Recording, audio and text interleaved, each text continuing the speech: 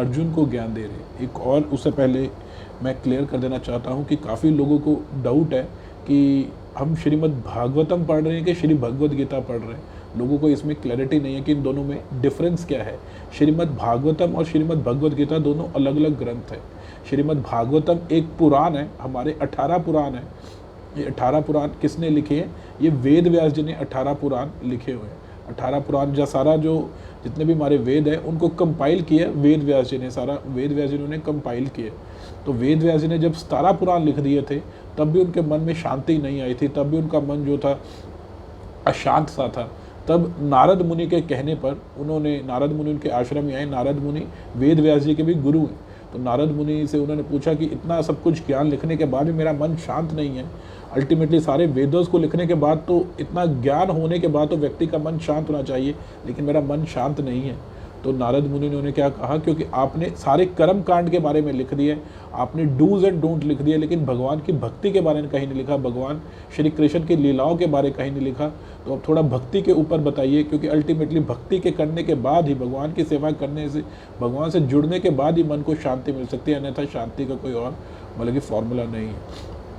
भोक्ताराम यज्ञ तपस्याम सर्वलोकम सब महेश्वरम सुहृदयानम सर्वभूतानाम ज्ञाता मम शांति रक्षति। ये पीस फार्मूला बताया गया है किसमें? भगवद गीता में 5.29 श्लोक में, कि जो मुझे समस्त भोक्ता मानता है, इंजॉयर, जो सुप्रीम इंजॉयर मुझे मानता है, भोक्ताराम यज्ञ तपस्या, सारे तपस्याओं का, सारे यज्ञों का भोक्ता जो मुझे मानता है, सर्वलोक महेश्वरम, जो मुझे सबसे सुप्रीम कंट्रोलर मानता है कि सब चीज़ों का कंट्रोलर मैं हूँ, सर्वलोक महेश्वरम, सब लोगों का महेश्वर कंट्रोलर मैं हूँ, सुहृदयानम सर्वभूतानम, और ये जो मानता है कि जो मैं ही सबका वेल विशर हूँ। भगवान श्री कृष्ण कह रहे हैं कि अल्टीमेटली सबका सही वेल विशर, सबका हित करने वाला जो मैं ही हूँ, ज्ञाता मम शांति में रक्षति, जो ये चीज़ों को जान लेता है उसे ही वास्तव में शांति मिलती है।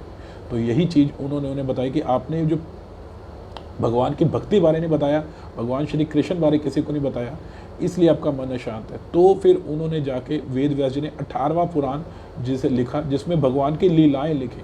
पहले स्कंद में उन्होंने बेस बताया कि किस तरह जो है कुंती महारानी के बारे में बताया, किस तरह द्रोणा, ये भीष्म पितामह ने शरीर छोड़ा, इसके बारे में बताया। फिर उसके बाद उन्होंने आगे उसमें ही ध्रुव महाराज के बारे में वर्णन आता है इसमें, फिर उसके बाद प्रहलाद महाराज के बारे में वर्णन आता है, फिर भगवान श्री रामचंद्र जी का वर्णन आता है, और 10वें स्कंद में जाके श्रीमद् भागवतम में श्री कृष्ण का सारा वर्णन आता है। तो भागवतम क्या है? श्रीमद् भगवत पुराण को ही श्रीमद् भागवतम कह देते हैं। और ये इसमें 12 स्कंद हैं, 12 कैंटोज हैं और 18,000 श्लोक है।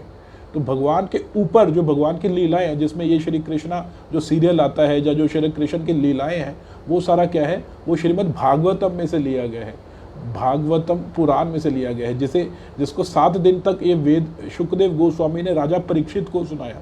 7 दिन तक श्रीमद् भागवतम का जो था वेद व्यास जी थे, उनके बेटे थे शुकदेव गोस्वामी, वेद व्यास जी के उनके बेटे शुकदेव गोस्वामी थे। उन्होंने राजा परीक्षित को, राजा परीक्षित कौन थे? अभिमन्यु के बेटे।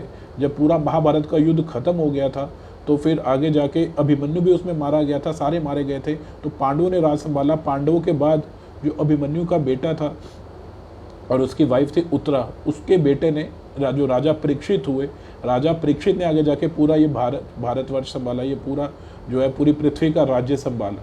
तो राजा परीक्षित एक बारी जंगल में शिकार करने के गए और वहाँ पर कलयुग के प्रभाव के अंतर्गत, मैं ये कहानी को शॉर्ट कर रहा हूँ बहुत ज़्यादा ताकि हम मेन टॉपिक पे आ सके। तो कलयुग के प्रभाव के डर उन्होंने एक ऋषि के गले में एक सर्प की माला पहन दी। उन्होंने एक ऋषि से, भूख प्यास लगी थी, उन्होंने ऋषि तपस्या कर रहे थे, उन्होंने ऋषि से खाना मांगा, लेकिन ऋषि ने उनकी तरफ तपस्या में लीन थे, उनकी ध्यान से सुना नहीं राजा परीक्षित के बारे में। तो उस राजा परीक्षित ने क्या कि एक मरा हुआ सांप उस ऋषि के गले में डाल दिया। जब ऋषि के बेटे ने जब ये देखा, ऋषि के बेटे ने राजा परीक्षित को श्राप दे दिया कि एक सांप के काटने से ही तुम्हारी 7 दिन के अंदर मृत्यु हो जाएगी। जब उन्होंने ये श्राप सुना राजा परीक्षित ने, तो उन्हें मतलब कि थोड़ा होश आया, वो अपनी इंद्रियों को संयमित किया उन्होंने, तब कलयुग का प्रभाव हटा।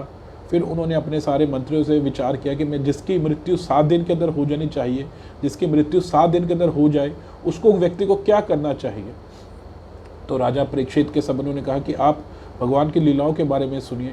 तो फिर वो शुकदेव गोस्वामी के पास गए। शुकदेव गोस्वामी वेद व्यास जी के बेटे। शुकदेव गोस्वामी ने 7 दिन तक उन्हें भगवान की लीलाओं के बारे में बताया। भगवान की लीलाएं सुनाते रहे। वही 7 दिन जो उन्होंने सुनाया सुखदेव गोस्वामी ने, वो हमारा ग्रंथ श्रीमद् भागवतम बन गया। वो है श्रीमद् भागवतम। श्रीमद् भागवतम में भगवान के बारे लीलाएं हैं।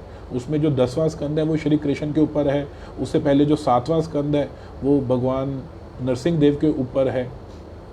9वें स्कंद में महाराज अम्बरीश की कथा आती है। फिर 11वें स्कंद में क्या कहते हैं, उद्धव गीता आती है, जिसमें भगवान उद्धव को ज्ञान दे रहे हैं। और 12वें स्कंद में कलयुग के सारे लक्षण आते हैं। जो ये कलयुग में जितने भी लक्षण हो रहे हैं कि प्यार बिल्कुल ख़त्म हो जाएगा, लोग केवल क्या कहते हैं दिखावट के लिए एक दूसरे से रिश्ते बनाएंगे, ये सारे लक्षण उसमें मेंशन है। कभी बारिश होगी, बहुत ज़्यादा तूफान आना शुरू हो जाएगा, कभी एकदम सूखा पड़ जाएगा, इतनी इतनी बीमारियां फैल जाएंगी कि हर व्यक्ति बीमारी से ग्रसित रहेगा। अगर आप उसके लक्षण पढ़ेंगे 12वें स्कंद में कलयुग के सारे लक्षण बताए गए हैं, तो आपको लगेगा ये तो पहले ही सब कुछ प्रिडिक्टेड था। सेम टू सेम वैसा ही चल रहा है, सेम टू सेम एक एक चीज़ कि दिन का रात का कोई अंतर रहेगा। लोग रात भर काम करते रहेंगे, एक दिन भी उनको मतलब कि लोग केवल आउटर अपीयरेंस से ही जज करना शुरू कर देंगे कि भाई ये व्यक्ति साधु है या व्यक्ति साधु नहीं है। जिसके पास ज़्यादा पावर और पैसा होगा वही व्यक्ति जो है उसे न्याय मिलेगा, बाकी सबको अन्याय मिलेगा। बहुत सारे लक्षण बताए गए हैं कलयुग के उसमें 12वें स्कंद में। तो इस तरह ये जो है श्रीमद् भागवतम है, ग्रंथ भगवत महापुराण है। और जो भगवत गीता है वो महाभारत का पार्ट है। महाभारत भी वेद व्यास जी ने लिखी है। महाभारत में जब अर्जुन को अज्ञान हो गया, जब अर्जुन ने कहा कि मैं युद्ध नहीं लड़ूंगा, तो भगवान ने भगवत गीता अर्जुन को सुनाई। वो भगवत गीता में 700 श्लोक है और श्रीमद् भागवतम में 18,000 श्लोक है। तो ये दोनों में डिफरेंस है। हम भगवत गीता का अध्ययन करें। भगवत गीता में 18 चैप्टर्स हैं। भगवत गीता में 18 चैप्टर हैं। पहले चैप्टर तो हमने पढ़ा ही था। पहले चैप्टर में क्या होता है कि बेस बनता है कि कुरुक्षेत्र में युद्ध स्थल में किस तरह लड़ाई हुई, उसका बेस बनता है। अर्जुन क्वेश्चन रेज करता है कि मैं लड़ाई नहीं करूंगा, मैं अलग अलग वो रीज़न देता है। दूसरे में भगवान एक ओवरव्यू दे देते हैं, सारा उसे एक छोटा सा ओवरव्यू दे देते हैं। दूसरे चैप्टर का नाम है Gita contents of Gita summarised, पूरा गीता सार है, एक सॉर्ट ऑफ इंडेक्स है दूसरा चैप्टर की आगे पूरी भगवत गीता में क्या होगा।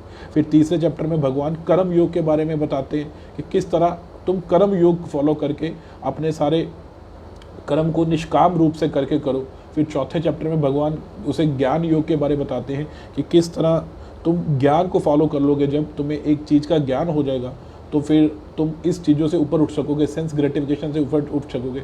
पांचवें चैप्टर में कृष्ण भावना मृत कर्म, कि ज्ञान योग से भी ऊपर है कि तुम कृष्ण भावना में लग के कर्म करो, कृष्ण भावना के ज्ञान में कर्म करो। मतलब कि ज्ञान योग और कर्म योग दोनों का मिक्सचर है कृष्ण भावना अमृत कर्म। फिर 6वें चैप्टर में भगवान ध्यान योग बारे बताते हैं कि अल्टीमेटली तुम भगवान के ऊपर ध्यान लगाओ आंखें बंद करके। फिर 6वें चैप्टर में ही भगवान जो है अर्जुन को मन के बारे बताते हैं। लेकिन अर्जुन फिर क्या कहता है कि ये जो आप सारी चीज़ें बता रहे हो ये व्यवहारिक नहीं है, ये बल्कि प्रैक्टिकल नहीं है। फिर उसके बाद भगवान भक्ति योग के बारे बताते हैं 7वें, 8वें, 9वें, 10वें, 11वें, 12वें चैप्टर में। 7वें चैप्टर में पहले भगवान अपने बारे बताते हैं, सोचते हैं कि मैं कौन हूँ। 8वें चैप्टर में भगवान बताते हैं कि मुझे किस तरह प्राप्त करना चाहिए। फिर 9वें चैप्टर में भगवान अपने और परम गुह्य ज्ञान देते हैं, टॉप मोस्ट सीक्रेट देते हैं। सब कुछ उसमें बता देते हैं कि यद करोषि यद अस्नासी यद दहोसी ददासी यद तपस्या तो कौनते तद कुरुषम मुद अर्पणम। जो कुछ खाते हो, जो कुछ पीते हो, जो कुछ दान करते हो, जो कुछ तपस्या करते हो, मेरे को अर्पण करते हुए करो। 10वें चैप्टर में भगवान उसे अपना ऐश्वर्य बताते हैं कि हर चीज़ का जो बेस्ट है मैं हूँ। जिस तरह पांडवों में अर्जुन बेस्ट है, उसी तरह हर एक चीज़ का बेस्ट मैं हूँ। हर एक चीज़ में भगवान बताते हैं कि सूर्य मैं हूँ, अग्नि मैं हूँ, धरती मैं हूँ। 11वें चैप्टर में फिर भगवान को जब अपना बेस्ट बता देते हैं तो अर्जुन को प्रैक्टिकली दिखाते हैं, विराट रूप अपना दिखाते हैं। 11वें चैप्टर में विराट रूप के बारे में वर्णन है कि भाई ये तो तुम्हें मैंने बता दिया कि बस सब कुछ मैं हूँ, अल्टीमेटली सब कुछ मुझ में है और मैं ही सब में हूँ। अल्टीमेटली मैं ही एक परमात्मा के रूप में हर एक जगह पे निवास कर रहा हूँ और सारा कुछ मुझ में है, निवास कर रहा है। बल्कि दोनों चीज़ें साइमल्टेनियसली है। जिस तरह हम अगर कैमरे में अपने बारे ही देखते हो, मतलब कि कैमरे में हम और कैमरा हम में, मतलब कैमरा हमारी और है, उसी तरह भगवान बता रहे हैं। जिस तरह यशोदा मैया ने जब भगवान का मुंह खुलाया था तो जब भगवान ने मुंह खोला तो भगवान के मुख के अंदर ही सारी यूनिवर्स देख रही थी। और यशोदा मैया ने ये भी सीन देखा कि वो कृष्ण का मुख देख रही है। जो ये लाइव सीन चल रहा था कि वो कृष्ण का मुख देख रही है, ये भी यशोदा मैया ने भगवान के मुख में देखा। बल्कि जो बाहर चल रहा है वो भी मुख में है और जो मुख में वही बाहर चल रहा है। तो भगवान यही उसे फिर 11वें चैप्टर में विराट रूप दिखाते हैं अपना, जो विराट रूप में दिखाते हैं कि सारा कुछ अल्टीमेटली उनमें ही है। फिर 12वें चैप्टर में भगवान उसे भक्ति योग बारे बताते हैं। अर्जुन क्वेश्चन पूछता है कि एक तो आपका हो गया विराट, एक आपका रूप हो गया, एक जो लोग हैं निराकार रूप की आराधना करते हैं, कहते हैं कि भगवान कोई है ही नहीं, एक लाइट भगवान है, भगवान का कोई रूप नहीं है। तो हमें किसकी पूजा करनी चाहिए? आपकी स्वयं जो बांसुरी बजाते हुए कृष्ण है, या फिर किसी निराकार रूप की, जो हम कहते हैं कि कोई भगवान है नहीं जी, सारे ही भगवान है, आत्मा ही भगवान है, भगवान का कोई रूप नहीं है, भगवान का कोई रंग नहीं है, उसकी पूजा करनी चाहिए। अर्जुन ये बड़ा वैलिड क्वेश्चन पूछता है 12वें चैप्टर में। तो भगवान उसको 12वें चैप्टर में बताते हैं कि मेरी पूजा करो, अल्टीमेटली अगर तुम निराकार की पूजा करोगे तब भी मुझ पे ही पहुंचोगे, तब भी अल्टीमेटली तुम यही कंक्लूजन में पहुंचोगे कि मैं ही सब कुछ हूँ, मैं ही सब कुछ हूँ, मुझ पे ही सब कुछ टिका हुआ है, उस निराकार का आश्रय भी मैं ही हूँ। तो अल्टीमेटली फिर भगवान इसमें भक्ति योग के बारे में बताते हैं, जो 12वां चैप्टर है वो भक्ति योग, और उसमें बताते हैं कि भक्तों के लक्षण क्या क्या होने चाहिए। भक्ति 12वें चैप्टर के 12वें श्लोक से लेकर 20वें श्लोक तक 8 श्लोकों में भगवान भक्ति योग के लक्षण बताते हैं। फिर 13वें में भगवान फिर आगे थोड़ी फिलॉसफी बताते हैं, प्रकृति क्या है, नेचर क्या है, मतलब कि नेचर क्या है, चेतना कैसे डेवलप करते हैं। 12वें चैप्टर में भगवान ये बताते हैं, 14वें में प्रकृति के और गुण बताते हैं, जो तीनों गुण है, रजोगुण, तमोगुण, सतोगुण। अभी भगवान ने दूसरे चैप्टर में हमने भी इसे स्टडी किया था, भगवान ने केवल इंडेक्स दिया था, लेकिन इसमें एक पूरा चैप्टर है, 14वां चैप्टर है। फिर 15वां चैप्टर पुरुषोत्तम योग है, ये भी एक बड़ा इंपॉर्टेंट चैप्टर है। इसमें भगवान बताते हैं कि किस तरह वही पुरुषों में उत्तम है और किस तरह भगवान को प्राप्त करने के बाद और कुछ प्राप्त करने की जरूरत नहीं रहती।